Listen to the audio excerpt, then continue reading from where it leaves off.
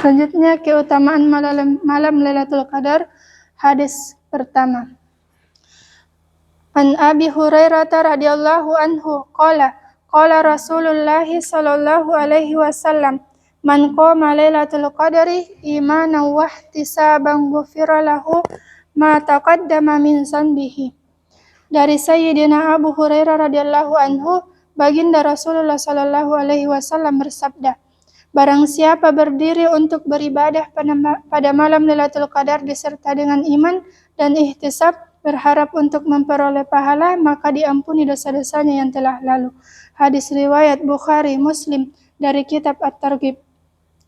Faedahnya, maksud berdiri di sini adalah salat, juga meliputi bentuk ibadah lain seperti zikir, tilawah, dan sebagainya. Kata-kata ihtisab atau mengharap pahala maksudnya agar niat seseorang ikhlas dan jauh dari buruknya niat dan riya. Seseorang hendaknya berdiri tawadu di hadapan Allah Subhanahu wa taala semata-mata mengharap ridha dan pahalanya. Menurut Imam Khattabi rahmatullah alaih, maksud ihtisab adalah agar seseorang benar-benar meyakini janji Allah Subhanahu wa taala, lalu berdiri di hadapannya dengan senang hati, tidak menganggapnya sebagai beban. Jika seseorang berkeinginan dan berkeyakinan kuat untuk mendapatkan pahala yang besar, maka ia akan mudah menahan kesusahan dalam beribadah. Bahkan, ia akan merasa semua itu ringan. Itulah sebabnya mengapa para muqarrabin merasa ringan meningkatkan dan memperbanyak ibadah mereka. Di dalam hadis tersebut, penting diperhatikan tentang dosa-dosa yang akan diampuni. Para ulama mengatakan bahwa yang diampuni hanya dosa-dosa kecil, sebab setiap ayat Al-Quran yang menyebutkan tentang dosa-dosa besar selalu disertai lafaz kecuali yang bertaubat, illa man tabah. Berkenaan dengan hal ini, para ulama bersepakat bahwa dosa-dosa besar tidak akan diampuni kecuali dengan taubat. Bila ada hadis yang menyatakan tentang dosa-dosa yang diampuni, para ulama berpendapat bahwa yang dimaksud adalah dosa-dosa kecil. Ayah saya, semoga Allah Subhanahu wa taala merahmatinya dan menerangi kuburnya, pernah mengatakan bahwa ada dua sebab mengapa perkataan dosa kecil tidak disebutkan dalam beberapa hadis tentang pengampunan dosa.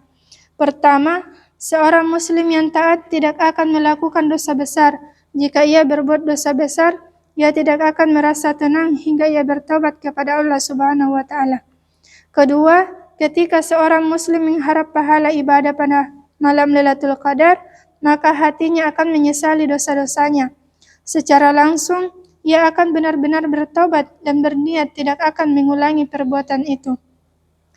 Orang yang telah bertobat dosa besar, hendaknya benar-benar ikhlas bertobat dengan mengikrarkannya, menulis lisan pada malam Lailatul Qadar atau di waktu-waktu doa makbul, sehingga rahmat Allah Subhanahu wa taala tercurah kepadanya dan dosa-dosanya diampuni, baik dosa yang kecil maupun dosa yang besar. Apabila Anda mengamalkan hal ini, maka jangan lupa menyertakan hamba yang berdosa ini dalam doa-doa Anda.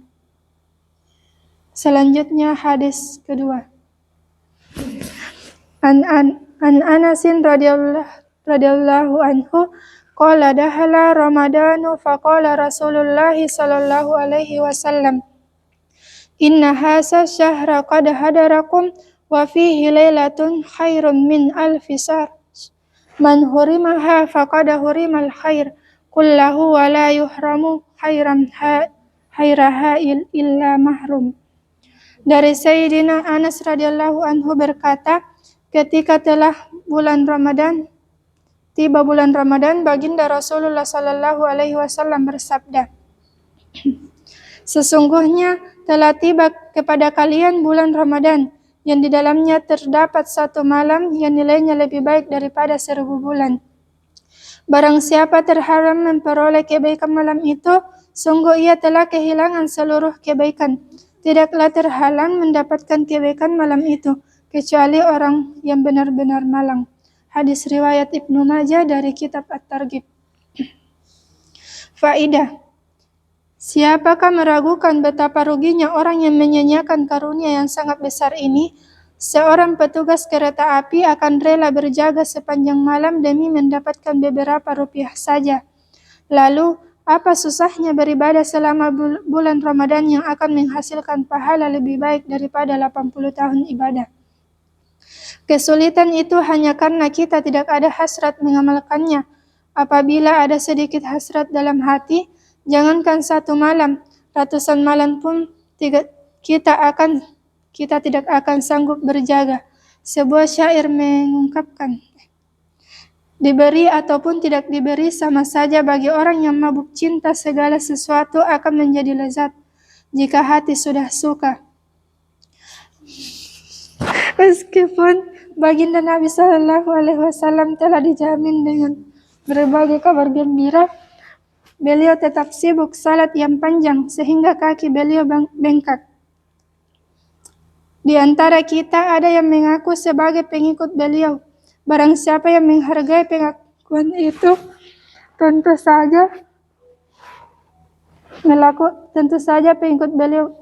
saja akan melakukan semua yang beliau amalkan dan memperlihatkan dirinya sebagai contoh bagi seluruh umat. Sehingga tidak ada seorang pun yang sempat berkata, siapakah yang sanggup mengikuti kesemangatan baginda Rasulullah SAW dalam ibadah, dan siapakah yang mampu membuktikannya? Hendaknya dipahami oleh hati kita bahwa orang yang betul-betul memiliki keinginan untuk meneladaninya tidak akan sulit baginya. Di antara pribadi Muslim yang mengikuti baginda Nabi SAW adalah Sayyidina Umar radhiyallahu anhu. Setelah salat Isya akan pulang ke rumahnya dan mengerjakan salat sepanjang malam hingga subuh. Juga Sayyidina Utsman radhiyallahu anhu setelah berpuasa siang hari, ia biasa menghabiskan malamnya dengan salat. Ia tidur sebentar di awal malam dan 1 rakaatnya ia menghatamkan seluruh Al-Quran dalam kitab Syarah Ihya. Syekh Abu Talib Makki rahmatullah alaih meriwayatkan satu riwayat yang mutawatir bahwa ada 40 tabi'in yang biasa melakukan salat subuh dengan wudu salat Isya. Sayyidina Syaddad radhiyallahu anhu adalah seorang sahabat. Ia biasa berbaring tanpa tidur sepanjang malam sambil miring ke kanan dan ke kiri sampai waktu fajar. Kemudian ia berkata, "Ya Allah, ketakutan terhadap neraka jahanam telah mengusir kantukku." Setelah tidur sebentar antara maghrib dan isya, Syekh Aswad bin Yazid rahmatullah alaih biasa beribadah sepanjang malam pada bulan Ramadan hingga subuh. Diceritakan bahwa Syekh Said bin Musayyab rahmatullah alaih selama 50 tahun selalu salat subuh dengan wudu salat isya. Syekh Silah bin Asyam rahmatullah alaih biasa menghabiskan seluruh malamnya untuk salat, dan menjelang subuh ia berdoa, "Ya Allah, hamba tidak pantas meminta surga kepadamu, tetapi hamba hanya memohon kepadamu agar diselamatkan dari jahanam." Syekh Qatadah rahmatullah alaih biasa menghatamkan Al-Quran setiap 3 malam pada bulan Ramadan. Tetapi pada 10 malam terakhir ia menghatamkan seluruh Al-Quran setiap malam. Kisah mengenai Imam Abu Hanifah rahmatullah alaih yang selama 40 tahun melakukan salat subuh dengan wudu salat isya adalah cerita yang terkenal dan merupakan fakta sejarah yang tidak bisa dibantah. Apabila teman-temannya bertanya bagaimana ia memperoleh kekuatan melakukannya, ia menjawab, "Ini karena doa khusus yang kupanjatkan kepada Allah Subhanahu wa taala melalui Ismul Azam." Ia hanya tidur sejenak siang hari atau qailulah. Ia mengatakan di dalam hadis, kita diperintahkan untuk tidur siang sebentar. Tidurnya di siang hari itu semata-mata hanya mengikuti sunnah. Ia juga sering menangis sedemikian rupa saat membaca Al-Quran, sehingga para tetangganya merasa kasihan kepadanya. Suatu ketika ia menangis sepanjang malam sambil membaca ayat berikut ini berulang kali. A'udzubillahi minasyaitonirrajim. Balis sa'atu mau'iduhum. Yang artinya sebenarnya hari kiamat itulah hari yang dijanjikan untuk mengazab mereka. Quran Surah Al-Qamar ayat 46. Syekh Ibrahim bin Adam rahmatullah alaih bahkan tidak tidur sama sekali pada bulan Ramadan, baik pada siang maupun malam hari.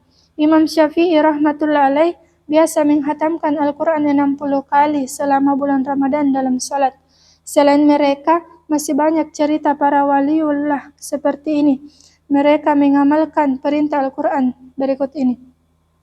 وَمَا خَلَقْتُ الْجِنَّ وَالْإِنسَ إِلَّا لِيَعْبُدُونَ. Dan tidaklah aku jadikan jin dan manusia kecuali untuk beribadah kepadaku. Quran Surah Az-Zariyat ayat 56. Mereka melakukan semua amal tersebut tanpa beban sedikit pun. Demikianlah beberapa contoh orang-orang saleh terdahulu. Pada zaman kini pun, ketika manusia banyak lalai di tengah kesibukan dunia, serta kemungkaran dan kemaksiatan yang merajalela, masih ada orang-orang yang sungguh-sungguh berusaha mencontoh baginda Rasulullah SAW. Beliau bersabda, Allah Subhanahu wa Ta'ala berfirman, "Hai anak Adam, sibukkanlah dirimu untuk beribadah kepadaku. Aku akan memenuhi dadamu dengan rasa kaya dan akan aku hapuskan kefakiranmu. Jika tidak, aku akan memenuhi dadamu dengan kesibukan dan kefakiranmu tidak akan hilang." Kenyataannya yang kita lihat setiap hari merupakan bukti kebenaran hadis ini. Sekian.